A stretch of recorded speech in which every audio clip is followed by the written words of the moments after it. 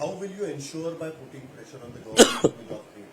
त्याच्यासाठी जे काही इकॉनॉमिक कंडिशन्स आहेत त्या म्हणजे तुम्ही सगळे एज्युकेटेड आहात, तर कसं ते तुम्ही एखाद्या मंत्र्याचा अकाउंटेबिलिटी फिक्स करून त्याचा राजीनामा अजिटेशन मधनं करू शकता, पण तुम्ही जे मुद्दे मांडायचा प्रयत्न करताय की आम्हाला एज्युकेशनसाठी काय आपलं एम्प्लॉयमेंटसाठी आम्ही आंदोलन करू किंवा आम्ही त्याच्यासाठी म्हणून हे करू, ते तुम्ही कसं एन्श्योर करणार? त्याच्यासाठी तुम्हाला पॉलिटिक्समध्ये यावं लागेल, त्याच्यासाठी निवडणुका लढवायला लागतील, जिंकाव्या लागतील, सदनामध्ये जावं लागेल. आणि काय झालंय त्याने? मी म्हणतो for India it's time for a public movement that is political. त्याचीच गरज आहे. आणि आम्ही जे आता गोष्ट करणार आहे की माझी जी सगळ्यात तुम्ही मोठी लर्निंग मध्ये biggest learning of me is that ह्या लोकांची जे 20 ते 35चा जो एज गॅप आहे ना, the government had a big opportunity. आपल्या इंडियामध्ये 60% लोक जे आहेत ते या एज ब्रॅकेटमध्ये येतात. हे लोक मेजॉरिटीमध्ये. We had a big opportunity to turn this people into a work force. पण आपण यांना वर्क फोर्समध्ये कन्वर्ट नाही करू शकलो. आपण ती ऑपॉर्च्युनिटी वेस्ट केली आणि ह्या लोकांना आपण बेरोजगार ठेवल्यामुळं ही अँझायटी आपल्याला रस्त्यांवर दिसते आता लोकांची. Government is your priority. To the people. मी again I would like to make it clear, मी काय गव्हर्नमेंट टॉपल पीपल करणारा माणूस नाहीये. I believe in democracy. जे काय आहे ते डेमोक्रेटिक सुद्धा होऊ शकतं ना. ते प्रधान असतील तर मग गव्हर्नमेंट टॉपल करणार नाही. ते उद्या प्रधानमंत्री हा नेपाळ बांगलादेश सारखं करायला बसलाय. मला तसं काही करायचं नाहीये. आणि आय थिंक जे 20 जुलैला झालं that was the biggest example की आम्ही तसे नाहीयेत. डोके फोडल्यानंतर लोकांनी डोके फोडून घेतले, पण कुठंच असा काही नेपाळ आणि बांगलादेश सारखं केलं नाही. नवीन बिल आलंय, लोकसभा राज्यसभेत पास झालं. त्यांनी सांगितलं की आम्ही अजून कडक कायदा केला.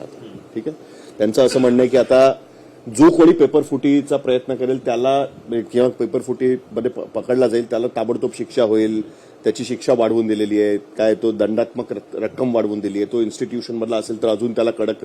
हे सगळं सरकार म्हणते आम्ही आता मूव्ह करायला सुरुवात केली आहे. It's a chain. त्यातली first chain is a fast track court आणि दुसरा हा कायदा.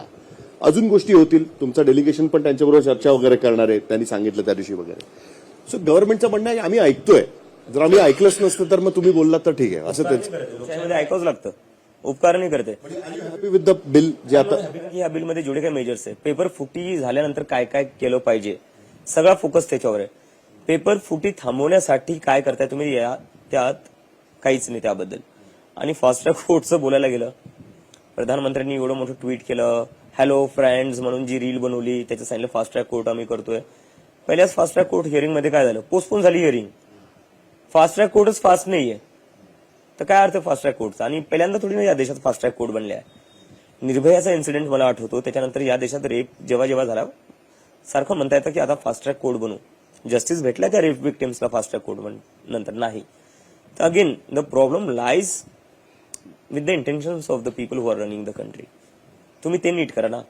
तुम्हाला 12 वर्षानंतर का जाग आली एज्युकेशनवर बोलायची? तुम्हाला 12 वर्षानंतर का जाग आली? प्रधानमंत्री जे हिंदू मुसलमानचं पॉलिटिक्स पूर्ण त्यांनी राईड केली वेव्ह, एवढे 12 वर्ष सत्तेत ते त्याच मुद्द्यावर राहिले डिवाइड करून. आपल्या महाराष्ट्रात काय केलंय? जो महाराष्ट्र एवढा पुरोगामी छत्रपती शिवाजी महाराज, शाहू फुले आंबेडकर यांचा वारसा भेटलेला आहे, तिथं आपले मुख्यमंत्री काय म्हणतात, बटोगे तो कटोगे. काय करू? गीतांजली वांगचूक पण त्या म्हणाले की ज्या पद्धतीचं पॅट्रियटिझम आणि ज्या पद्धतीचं देशभक्ती पोरांनी दाखवली त्याचं आम्हाला कौतुक आहे आणि ते खऱ्या अर्थानं सनातन धर्म जगले मुलं.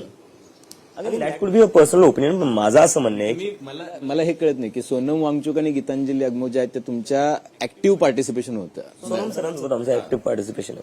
सो गीतांजली मॅडम जे म्हणतात त्याच्याशी सीजेपीचा काही संबंध नाही. Of course not. कारण की सोनम सरांचा आमचं होतं ना. Gitanjali ma'am is part of his personal life ना. तुम्हाला काय वाटतं की त्या ज्या पद्धतीचं तुमचं आंदोलन आहे डेमोक्रेटिक वेनी आहे, ज्या पद्धतीनं तुम्ही बोलताय, तुम्ही कॉन्स्टिट्यूशनच्या हाताला धरून बोलताय, ज्या गोष्टी तुम्ही मांडताय त्या प्रोग्रेसिव्ह मांडताय, का त्या सनातन धर्म या गोष्टी याचा उल्लेख करत असावे सातत्यानं, जेव्हा की she knows religion is something very personal. ठीक आहे, रिलीजन हा खूपच पर्सनल गोष्ट आहे. तुमच्या सगळ्या मुवमेंटशी जोडतात. त्या म्हणतात की मुलं खऱ्या अर्थानं सनातन धर्म जगली. नाही, ते त्यांचं पर्सनल असू शकतं. पण माझं असं म्हणणं आहे की धर्म जो आहे तो प्रत्येकाचा पर्सनल आहे आणि तो पर्सनल असला पाहिजे. माझाही धर्म आहे, माझा पर्सनल आहे. माझ्या इथं तुम्ही बघताय गौतम बुद्धाची मूर्ती आता आहे, तर माझं जे आहे ते माझं पर्सनल असणार आहे. ते मी मुव्हमेंट सोबत जोडू नाही शकत. कारण ते आणि ज्याचा जो आहे मुव्हमेंटमध्ये जे लोक आले त्यांचा पर्सनल धर्म आहे सगळ्यांचा. आपला देश धार्मिक देश आहे खूप. म्हणजे गीतांजली अगमो यांनी ज्या काही कॉमेंट केलेल्या आहेत वोल आंदोलन म्हणून, आणि त्याच्याशी त्यांच्या पर्सनल कॉमेंट जोडले ते चुकीचे आहेत असं म्हणायला लागेल. मी काही चुकीचं मी म्हणणार कोणी, ते त्यांचं पर्सनल ओपिनियन्स आहे, त्यांच्या पर्सनल ओपिनियन्स जे आहे. यू आर अ पॉलिटिकल नाव, यू आर अ पॉलिटिकल. तू त्याच्याकडनं काही काढून नाही घेऊ शकत.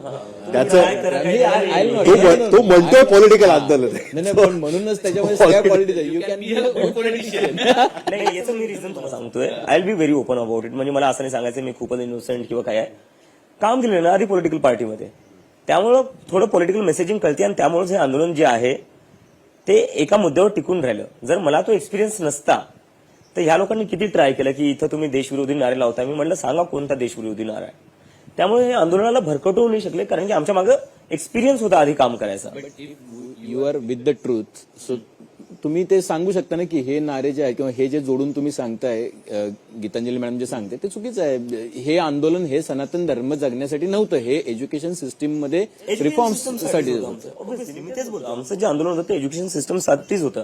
आणि गीतांजली चुकीचं आहे असं तुम्ही थेट सांगायला पाहिजे. गीतांजली मॅमचा धर्म असेल, त्यांना तो पाळायचा असेल, who am I to say no. पण त्या तुमच्याशी जोडतात. मी कोट करतो, माझा मोबाईल आहे. जोडायला आमचे स्पोक्सपर्सन आहेत. नाही, मग याचा अर्थ असा आहे की बघा, म्हणून म्हटलं की कालचं वंदे मातरमचं जे विधेयक आणलं त्याचं पण कौतुक केलं सोनम सरांनी. म्हणजे त्यांनी त्या सगळ्या गोष्टी पण टेलिव्हिजनवर सांगितल्या. म्हणून मी म्हटलं की हे फार इंटरेस्टिंग आहे. ते म्हणतात की अगमो praise India's younger generation for leading protest. रोज रात्री भगवद्गीता वाचायचे, रामचरित्र मानस वाचायचे जंतर मंतरवर. It is different. म्हणजे भगवद्गीता वाचनाने सनातन धर्म म्हणजे पण मी तेच म्हणतो अगेन हु एम आय. आता जर गीतांजली मॅम काही बोलतायत, मी पर्सनली त्यांना कोणी सांगणारा. मी तर एक वेगवेगळं आंदोलन कर. आणि त्याच्याकडनं मग मी तू वेगळा- इथं बसायला लागेल तू मला. तू वेगळा बस त्याच्यामध्ये. इथे बसायला लागेल मला. मी स्वतः पाणी आणून देईल, चहा आणून देईल, पोलिसांसारखं चहा पाणी थांबवणार नाही.